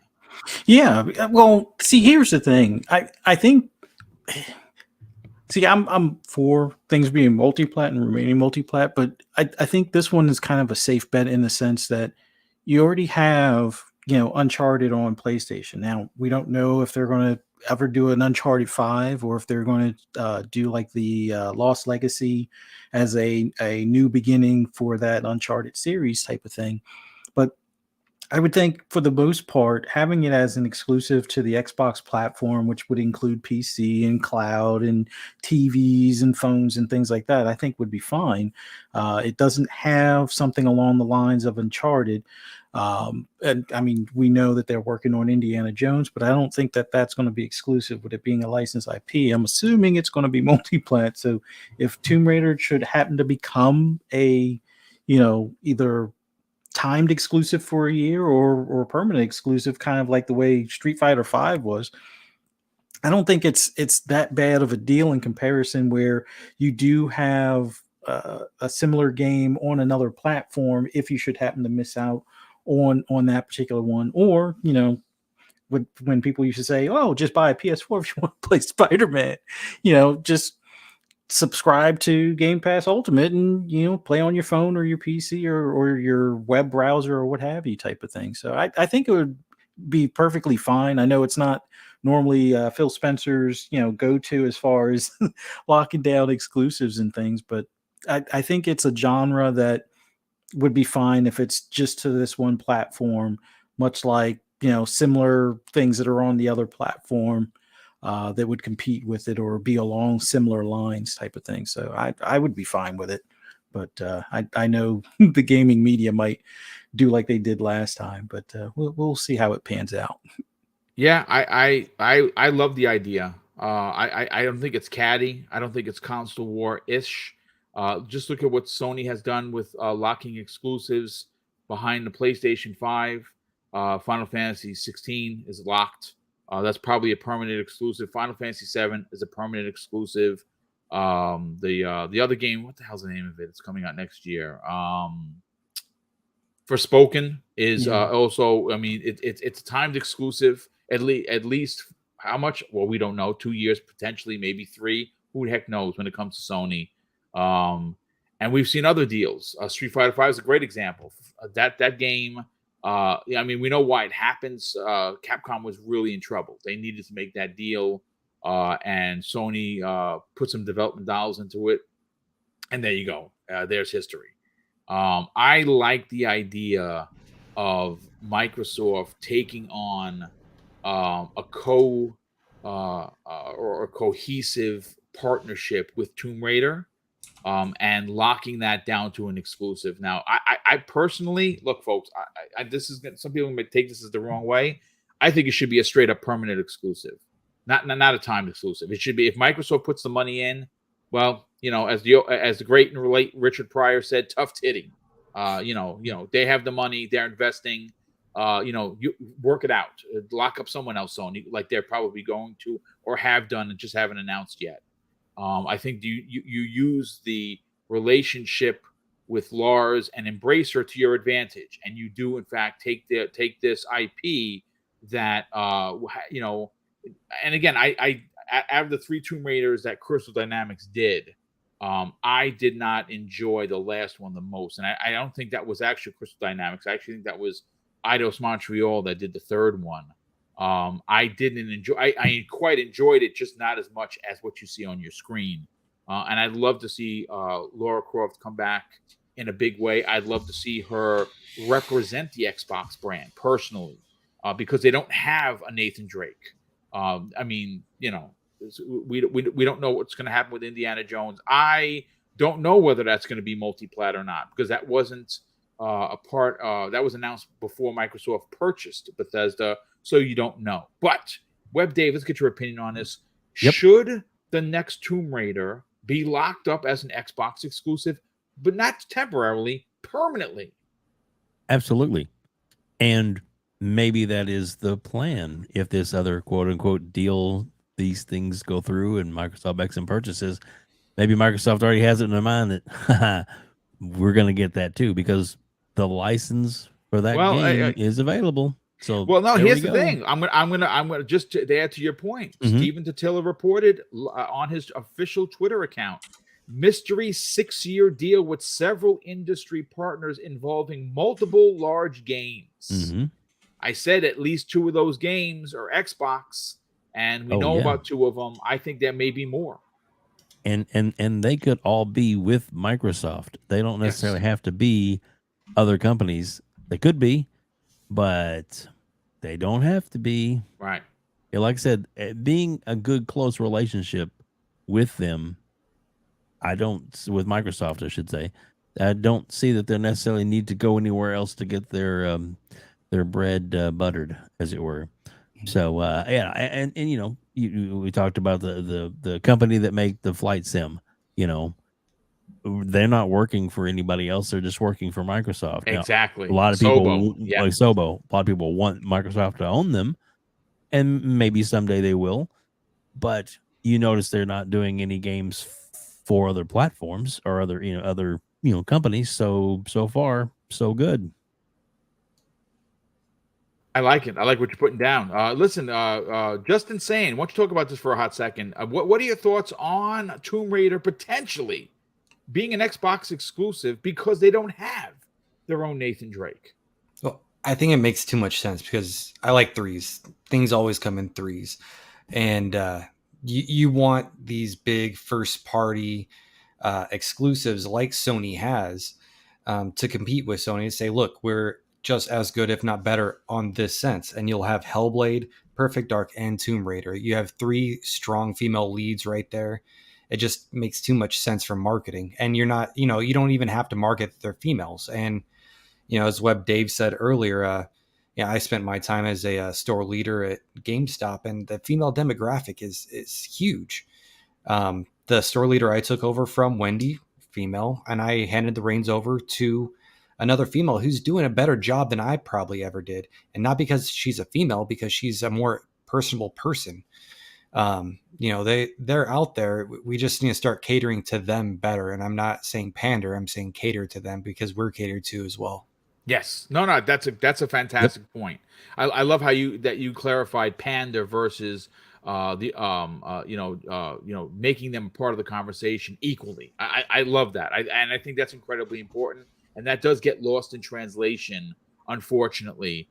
We have a Pixelbit G, good friend of the channel. Brother, thank you so much for being here. He's been a channel member for 19 months. Holy matrimony. He says if Microsoft got with Activision and got Call of a CD, we could have a Tomb Raider confirm with potentially with Pitfall Harry is her daddy. Holy shit, dude. That is, someone hire this man to write that story, because wow. Who is his daddy and what is he think doing? Think about that for a second. Is that not mind-breaking? First of all, Pitfall, one of my favorite Atari 2600 games, is still probably one of my favorite IPs that I would love to see come back.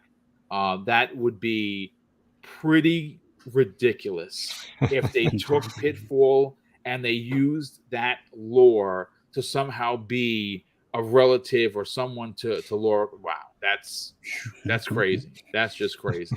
And I like he says, why not? Absolutely, why not? I love it. But ladies and gentlemen, we're going to finish the show a little bit early today because obviously we have a smaller panel. We went through a lot of topics. We actually got to 4 topics today. I want to thank the near 400 people that took the time to be here. I also want to just reiterate, if you're just showing up to the show, we have been confirmed that there is going to be a Breakfast with Boom on Black Friday at 10 a.m. Eastern Standard Time after Thanksgiving. There is going to be a show Monday, Tuesday, and Wednesday. There will obviously be no show on Thursday because it's Thanksgiving, and I'm going to take the day off to kind of, I guess, cool the jets. But I do want to thank everyone that tuned in. I want to thank all the super chats that came in. Again, those do help us fund these big giveaways. And by the time we're done this year, folks, Mrs. Boom and I will have doled out $3,200 worth of digital gifts. That is a lot of money. I don't see any other channels doing it. And we don't do it for the clicks. We don't do it for the likes. We do it because we care. We are very grateful and thankful for the constant super chats and the channel memberships that allow us to do these giveaways, that allow us to get new lighting, new computers, new programs when we need them, new microphones, new headsets, which was a new one as well. And we're very grateful and honored and humbled for the support. But let's get to the outros. We'll start first with Fuzzy Belvedere. Brother, sell your brand. Talk about where they can check you out on YouTube, but more importantly, where can they find you on other shows and reach out to you on social media? Well, just want to thank you for having me once again, and it was awesome being on here with you guys. Just saying, glad to be on a podcast with you again, and man, just awesome talking about these gaming topics, and look forward to what's coming down the pipeline here with Game Pass and a few future games here within the next 12 months. But for anybody that wants to just chat with me about anything gaming related or listen to some of my rambles on some of my favorite games, just follow me on Twitter and now also Mastodon at Fuzzy_Belvedere. But other than that, you can also find me on Fun Speculations channel later on tonight for Xbox Ultimate, the Shop Podcast on PTK Blam's channel on Saturday at 8 p.m. Eastern Standard Time. And then on Monday, Lunch Break Special at 12 p.m. right on this channel on Double Barrel Gaming. And then later on that evening on FSP on Fun Speculations channel at 10 p.m. Eastern Standard Time as well. And then right back here on Friday morning for Breakfast with Boom, right back here with the gang. So look forward to seeing you there. Nice. Well, thanks so much for being here, brother. And Dave, sell your brand, brother. Talk about the interview you just dropped this Monday, where they could subscribe to your outstanding and growing YouTube channel, and where could people reach out to you and strike up a conversation on social media. Well, Boom, thanks again for having me. And Justin, I'm going to have to interview you here before long, buddy. Indeed. Invitation's coming, sir. Just so I you know. I might have a story or two for you. Ooh, excellent. I like it. We'll keep it all unclassified. We'll get into it, man. It'll be the dark episode. I love it. But I got this week dropped Slow-Mo Backslap. Great episode, a really good, very fascinating guy, very knowledgeable. And then I got a really good one coming up on Monday. Everybody gets a chance to definitely look forward to checking out with Game Pass Daily. And it's really you get to meet him, get to talk about it, and what motivates him to let us all know about the Game Pass games coming out. It's a really good interview, and I think you guys will enjoy that one as well. Got some future ones that are now confirmed, but dates not set yet. Like I've got in sometime in December, I'm going to have Lord Cognito, so I'm really looking forward to that. So that's going to be a fantastic one. I love those guys at the Iron Lords, and so a few other surprises and a few other things coming up as we're a few more quote unquote influencers that I'm going to be able to get very on. Nice. So very, very exciting. And it's all possible because Boom said, you know what, you have your idea, try it. And I appreciate your support, Boom. You help a lot of people, and a lot of people really appreciate that. And anyway, thanks, man. Glad you're here, and love being on your shows. I appreciate you being here, and I appreciate the comments, compliments. Again, the whole point of having these shows is to interact with the community. You're a part of the community, and bringing new people, new voices in is something that I'm looking to do even more. So it's incredibly important for me and Mrs. Boom to allow others to have their opinions, have their, have their day in the sun. I go back to what happened with me and Mooch over at Crossfire. He gave me my debut. He gave me my breakthrough episode. I thought it was going to be one and done. It turned out to be a guest appearance 2 more times, and I was asked to be on the show. And without Mooch, even though we don't agree on a lot of the things he says, he's still a very good friend of mine. I am now, I have my own, 5 shows a week. So again, that's what we're going to continue to do and offer, a place for people to come off and talk about gaming and have fun doing it. So thank you so much for that.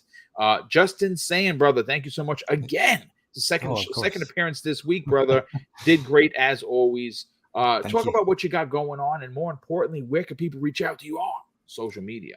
Well, from here, as soon as I jump off, I'll start working on my 5-minute review of Pentiment, and you can follow me on Twitter, JustinSane85, and or find any of my 5-minute videos on here, and really do reach out because I met a lot of people on here that are really awesome people. Sith Lord, Punty, all you guys out here I chat with, and with one of you guys usually daily on Twitter, and it's been a blast. So definitely reach out, and all the good words do go a long way, because you get a lot of hate that people don't see.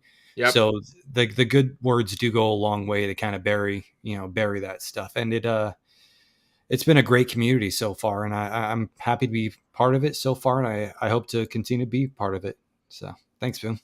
Well, thank you for being here. Appreciate it. Sorry, Fuzzy. Always, it's been a pleasure both times, and I look forward to working with you again, Web Dave. Nice. Well, listen, it's great to have you a part of the show, brother. You bring a lot of great opinions, and we definitely appreciate you taking the time, especially on short notice, to be here. But ladies and gentlemen, that is going to do it for us today. We hope that you have an amazing weekend. Lots of games to be playing. Obviously, we're coming up on the holiday season, which I hope that makes people just be a little bit better to others. And of course, I'm going to close out the show, folks. And shout out to RWK_88. Thanks for being here. I think I actually said hello to everybody here. And JD Gamer says, Boom, are you excited for the 200 Japanese games coming to Xbox? Please answer me. The answer is yes, dude. I certainly am, because the more JRPGs, the better. I'd love to see the return of, like he said, Lost Odyssey is one of those games that I think deserves like a Final Fantasy VII remake. I'd love to see that done. If they took because the original Lost Odyssey is a masterpiece. Oh my God, that game is so freaking good. That would be awesome. I'd love to see them return to that. I would, before even a sequel, I'd love to see that game get redone in like Final Fantasy VII or Resident Evil 2. Do a remake of that ilk. Oh my God, that would be so good. But listen, once again, thank you for supporting the channel with your views, your likes, your subs. Thank you for all the super chats that came in. Shout out to Bone Slave in the chat. What's going on, brother? Thank you for being here. But I am going to close out the show with something, folks, that's important to me. Hopefully one day it'll be important to you. And that's something that my father taught us when we were kids. And he would say, son, treat others how you want to be treated. And also, it doesn't cost anything to be nice. You live by those rules. I can guarantee you're going to have an awesome day. So take care, everyone. We'll see you next week on the newest episode of Breakfast with Boom.